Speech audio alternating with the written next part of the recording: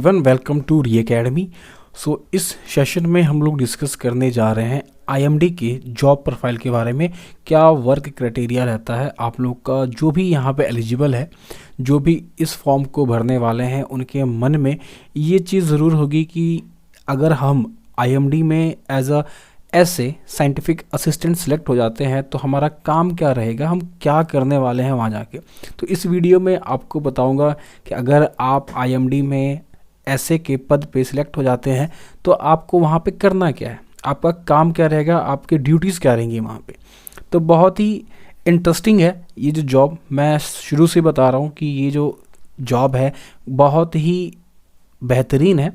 जो भी एलिजिबल है, बहुत ही बेहतरीन जॉब है। अगर आप ये जॉब मिस कर जाओगे तो आप बहुत कुछ मिस करने वाले हो इस जॉब को छोड़ के।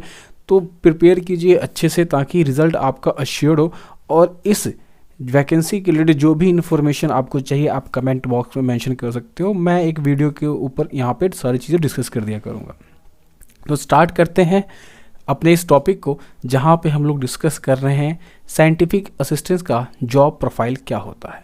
तो देखिए, जो ऐसे होता है वर्क प्रोफाइल, तो जो ऐसे होता है साइंटिफिक असिस्टेंट, वो डिपार्टमेंट का जो आईएमडी है, इंडियन मेट्रोलॉजिकल डिपार्टमेंट, ठीक है। यहाँ पे कुछ चीज़ें मेंशन है जो आपके काम की नहीं है, बस जब आप ज्वाइन कर लोगे तो आपको जाना ज़रूरी है कि 1875 में बना था ये, ठीक है। It is a national meteorological service of the country and principal government agency in all matters relating to meteorology and allied subjects. तो जो भी मेटियोरोलॉजी से संबंधित चीज़ें होती हैं उन सब का काम किसका होता है, आईएमडी को देखना होता है, ठीक है। अब आईएमडी जो होता है उसके अगर हायरार्की देखिएगा तो हायरार्की में बहुत चीज़ें हैं, लेकिन अभी हम जो डिस्कस कर रहे हैं वो ऐसे के लिए डिस्कस कर रहे हैं, साइंटिफिक असिस्टेंट के लिए। और जो साइंटिफिक असिस्टेंट होता है आईएमडी में, वो बैकबोन की तरह काम करता है। सारी ज़रूरी चीज़ें जो आईएमडी का जो मेन इंपॉर्टेंट काम है ना, वो ऐसे को करना होता है। बाकी सब तो उसके ऊपर रिसर्च के लिए हो गए, उसको फॉरकास्टिंग के लिए यूज़ करते हैं बाकी जो पोस्ट हैं, लेकिन ऐसे का काम यहाँ पे सबसे इम्पॉर्टेंट होता है। ऐसे का काम क्या होता है, तो ऐसे का जो मेन काम होता है वो होता है ऑब्जर्वेशन करना। ऑब्जर्वेशनल वर्क होता है, और ये जो ऑब्जर्वेशन करना होता है ये सरफेस पे और एयर पे दोनों ही जगह करना होता है। तो आप पूछोगे कि यहाँ पे ऑब्जर्व करना क्या होता है, तो यहाँ पे आपको ऑब्जर्व करना होता है टेम्परेचर, प्रेशर, रेनफॉल, इसके बाद सनशाइन, इसके बाद आप कह सकते हो ह्यूमिडिटी, विंड में विंड का डायरेक्शन कहाँ है, विंड की स्पीड कितनी है, ये सारी चीज़ें यहाँ पे ऑब्जर्व करनी पड़ती है डिफरेंट इंस्ट्रूमेंट्स के मदद से। फॉर एग्जांपल ये आपके सामने है टेम्परेचर मेज़र करने के लिए थर्मोमीटर। अब ये जो थर्मोमीटर होता है, आम जो थर्मोमीटर आप लोग यूज़ करते हो उससे काफ़ी अलग और काफ़ी साइज़ में बड़ा होता है। फिर है यहाँ पे रेन गेज, जिसमें हम लोग रेनफॉल को मेज़र करते हैं। मतलब यहाँ पे मैं कभी बताऊँगा आपको कि इस इंस्ट्रूमेंट से कैसे, रेन गेज की मदद से कैसे हम रेनफॉल को मेज़र करते हैं, और कैसे हम कहते हैं कि 200 सेंटीमीटर बारिश बहुत ज़्यादा हो गई, 150 सेंटीमीटर बारिश होनी चाहिए। तो ये सेंटीमीटर का कंसेप्ट क्या है रेनफॉल में, ठीक है। तो ये मैं आपको किसी ने वीडियो में ज़रूर बताऊँगा, ठीक है। इसके अलावा यहाँ पे आप प्रेशर और ह्यूमिडिटी मेज़र करने के लिए इंस्ट्रूमेंट होते हैं। इस बॉक्स के अंदर ऐसे ही कुछ थर्मामीटर वगैरह लगे रहते हैं और उसमें हम लोग मेज़र करते हैं यहाँ पे ह्यूमिडिटी, ठीक है। अब इन इंस्ट्रूमेंट्स के ज़रिए जब आप टेम्परेचर मेज़र कर लेते हो, प्रेशर मेज़र कर लेते हो, रेनफॉल, सनशाइन, ह्यूमिडिटी, विंड, तो आप इन सब को एक्यूमुलेट करके कलेक्टिव तरीके से आप कैपेबल हो जाते हो फोरकास्ट करने के लिए कि इन सब के अकॉर्डिंग अगर ये डाटा है हमारे पास तो आज का मौसम कैसा होने वाला है, ठीक है। कल बारिश होगी, धूप होगा, तो सारी चीज़ें हम लोग इस जो डाटा हम लोग कलेक्ट करते हैं, ऑब्जर्व करते हैं, ठीक है, इसी के मदद से हम लोग यहाँ पे फोरकास्टिंग करते हैं। आप सबने न्यूज़पेपर में हमेशा देखा होगा कि यहाँ पे बारिश होगी, यहाँ पे धूप निकलेगा। तो ये जो आपको इन्फॉर्मेशन मिलती है ये इसी डाटा के बेस पे मिलती है, और ये डाटा कलेक्ट करने का काम ही होता है आपके साइंटिफिक असिस्टेंट का। तो मेन वर्क ऐसे का यही है, ऑब्जर्व करना, ठीक है। अभी जो ऑब्जर्व करना होता है, ये जो ऑब्जर्वेशन होता है आपके ड्यूटी का एक पार्ट होता है और आपको हमेशा ऑब्जर्व करते रहना पड़ता है टेम्परेचर, रेनफॉल और यहाँ पे प्रेशर, ह्यूमिडिटी को। तो क्या हमें हर घंटे या कुछ, जैसे कि मैं बताता हूँ कि इसमें वर्कलोड काफ़ी कम है, तो क्या फ्रीक्वेंसी है ऑब्जर्व करने का। तो देखिए राउंड द टेबल, यहाँ क्लॉक, राउंड द क्लॉक यहाँ पे डाटा को ऑब्जर्व करना होता है, मतलब कि लगभग आप कह सकते हो कि 24 घंटे हमें ऑब्जर्व करना ही होता है। अब ऐसा नहीं है कि हर घंटे हर मिनट यहाँ पे ऑब्जर्व करना होता है, मतलब 24 घंटे का डाटा आपके पास होना चाहिए। अब इसके अकॉर्डिंग यहाँ पे होता क्या है कि एवरी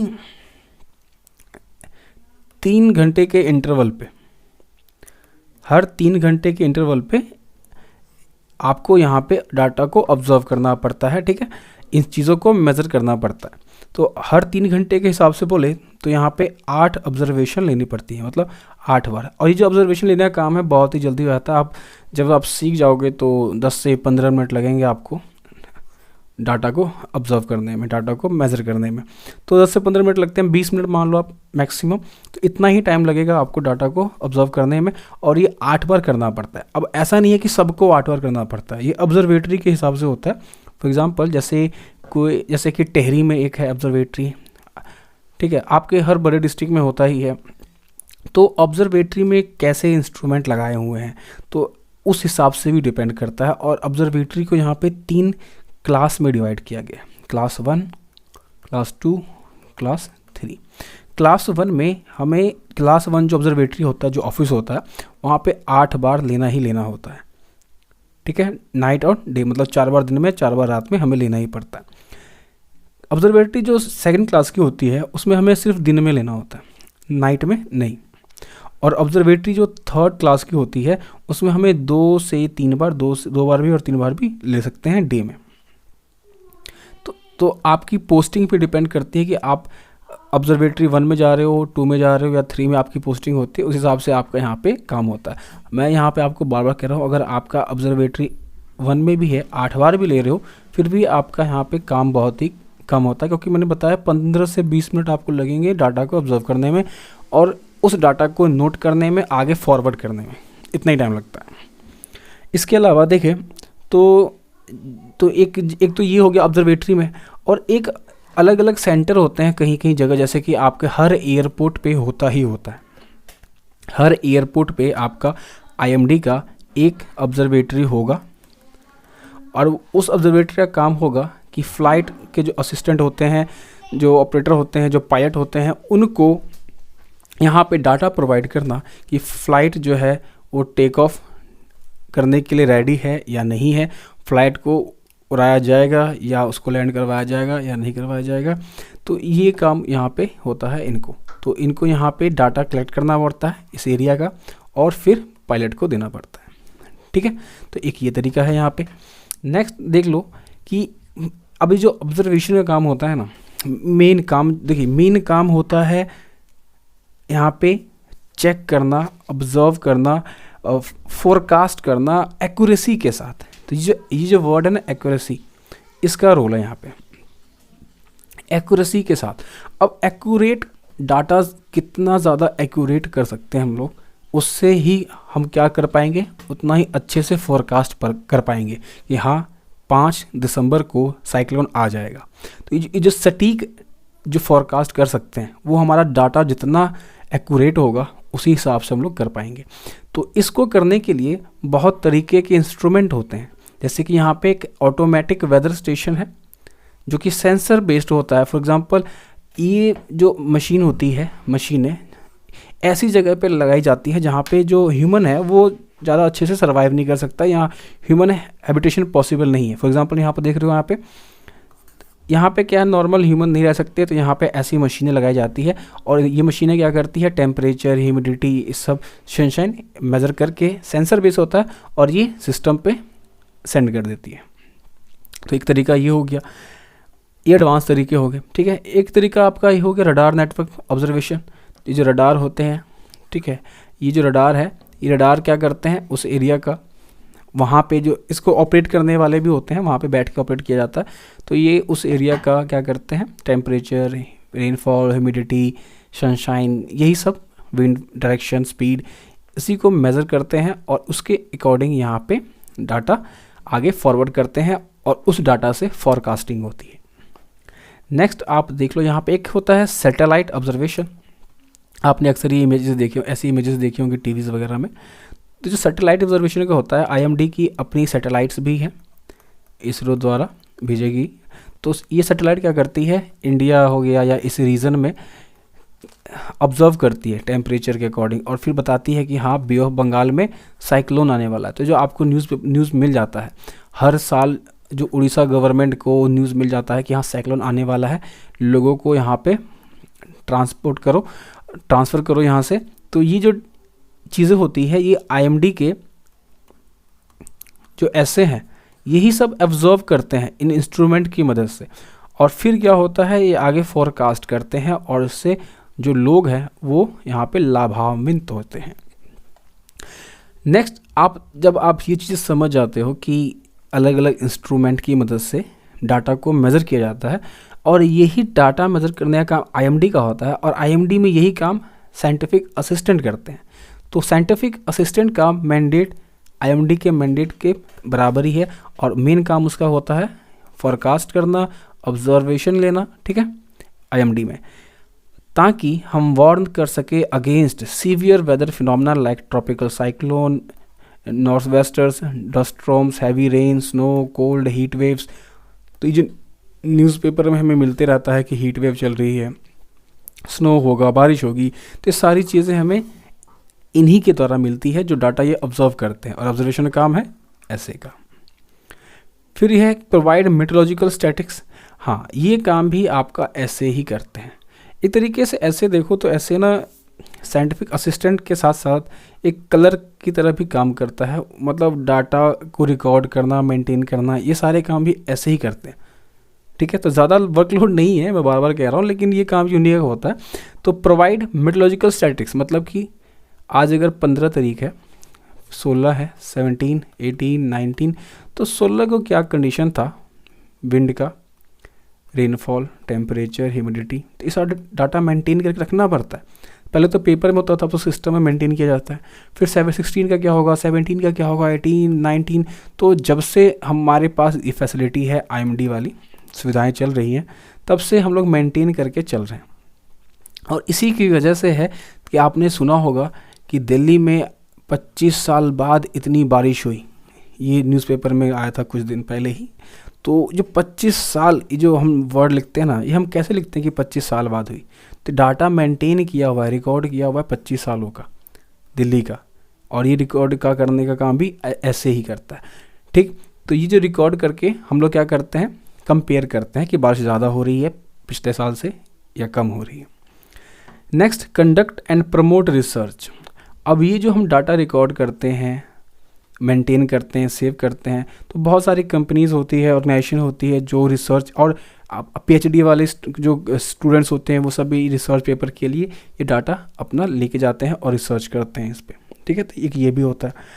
नेक्स्ट, मैं आपको यहाँ पे थोड़ा आईएमडी का भी काम बता देता हूँ।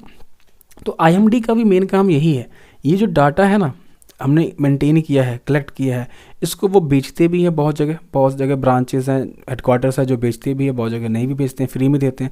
और जो बेचते भी उनका भी कॉस्ट बहुत ही मिनिमल होता है, 200, 300, 50, 20 इस तरीके से उनको पे करना पड़ता है बस। और फिर वो प्राइवेट ऑर्गेनाइजेशन भी डाटा को खरीद सकती है अपने काम के लिए। नेक्स्ट, अभी रिसेंटली एक न्यूज़ आया था कि जो पीएम नरेंद्र मोदी है वो जा रहे थे पंजाब, और रास्ते में उनका जो काफ़िला है रोक लिया गया था। तो ये जो रोकने से पहले वो हेलीकॉप्टर से जा रहे थे, लेकिन हेलीकॉप्टर से नहीं जा पाए क्योंकि रास्ते में वेदर कंडीशन ख़राब थी। तो वेदर कंडीशन जो ख़राब थी, ये जो इन्फॉर्मेशन है, इन्फॉर्मेशन कैसे पता लगी, तो उस एरिया में जो ऑब्जर्वेटरीज होंगी जिन्हें ऐसे ऑपरेट करते हैं, उन्होंने ये डाटा वहाँ पे कलेक्ट किया होगा, विंड का डायरेक्शन ये वो, तो उन्हें पता लग गया होगा कि यहाँ पे तूफ़ान आ सकता है या हैवी रेन हो सकती है, तो हेलीकॉप्टर से जाना सही नहीं है प्रधानमंत्री का, इसीलिए वो बाय रोड जा रहे थे। तो ये इतना इम्पोर्टेंट काम होता है इन आईएमडी के डाटा का। तो फॉर एग्जांपल, अगर कोई वॉर होने वाली है, समुद्री जहाज़ जाने वाला है समंदर में, और हमें पता नहीं है कि साइक्लोन आने वाला है नहीं आने वाला है, तो क्या होगा, हम अपने ही पैर पे कुल्हाड़ी मार लेंगे। तो जो शिप है, जो फ्रिगेट है, वो आगे बढ़ेगी नहीं बढ़ेगी, ये वेदर कंडीशन पे डिपेंड करता है वहाँ पे। ठीक, जो सियाचिन ग्लेशियर वगैरह में है, जो हमारे सिपाही हैं, हर जगह इसका काम होता है। तो ये जो मौसम का जो जानकारी है, ये जानकारी हर जगह यूज़ होती है और ये बहुत ही इम्पॉर्टेंट क्रूशियल काम होता है। और यही क्रूशियल काम जो है वो ऐसे द्वारा किया जाता है। ठीक है, आप जो टीवी पे देखते हो, जो बयान देते हैं, वो तो सुपीरियर हो गए, लेकिन जो मेन काम है वो ऐसे ही करता है, ये ऑब्जर्व करने का, डाटा कलेक्ट करने का। तो इसके अलावा और अगर मैं बताऊं तो ये जो इन्फॉर्मेशन है वो काफ़ी ऑर्गेनाइजेशन भी खरीदती है, जैसे एयरपोर्ट अथॉरिटी ऑफ इंडिया है, ये ले लेती है इन्फॉर्मेशन। एनर्जी सेक्टर में ये डाटा जाता है इनका। फिर स्टेट गवर्नमेंट, सेंट्रल गवर्नमेंट भी लेती है। जैसे उड़ीसा का मैंने आपको एग्जांपल बताया कि उड़ीसा गवर्नमेंट हमेशा डाटा मांगती है कि क्या रहने वाला है साइक्लोन का कंडीशन। इसके अलावा कुछ जो प्राइवेट एजेंसी है वो भी लेती है। डिज़ास्टर जो मिनिस्ट्री वगैरह, वो भी इसका डाटा यूज़ करती है ताकि वो अच्छे से टैकल कर सके इन वेदर फिनोमेना को। ठीक है, तो यही काम होता है आईएमडी का, और इन्हीं काम को मेन जो परफॉर्म करता है वो एक साइंटिफिक असिस्टेंट परफॉर्म करता है। तो यही है यहाँ पे, इसके ज़्यादा कुछ काम नहीं है।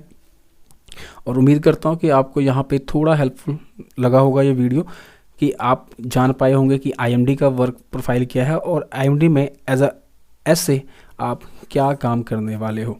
तो अगर ये वीडियो अच्छी लगी हो तो वीडियो को शेयर करना अपने जो एस्पिरेंट फ्रेंड है उनके साथ, वीडियो को लाइक करना, सब्सक्राइब करना चैनल को। और तब तक के लिए ख्याल रखिए, स्वस्थ रहिए। Thank you.